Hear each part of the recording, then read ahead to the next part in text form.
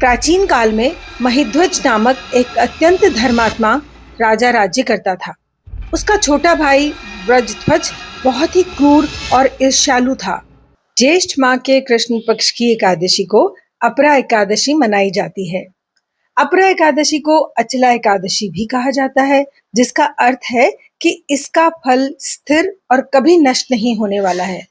अपरा एकादशी भगवान विष्णु के त्रिविक्रम रूप को समर्पित है, जो महिध्वज नामक राजा और उनके दुष्ट भाई की कहानी के माध्यम से पापों से मुक्ति, अपार पुण्य और मोक्ष प्राप्त करने का महत्व बताती है।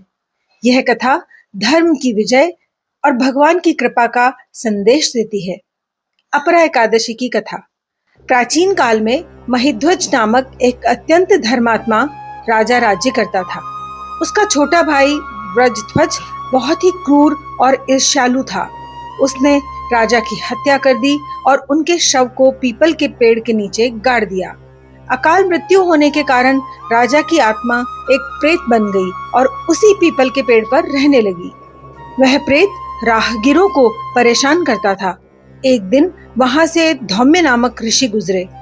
उन्होंने अपनी योग विद्या से प्रेत को देख लिया और उसके दुखों का कारण जाना। ऋषि को राजा के प्रेत पर दया आ गई।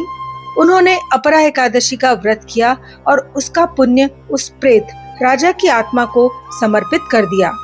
एकादशी के पुण्य प्रभाव से राजा प्रेत योनि से मुक्त हो गए और एक दिव्य रूप धारण कर पुष्पक विमान में बैठकर विष्णु लोक को चले गए।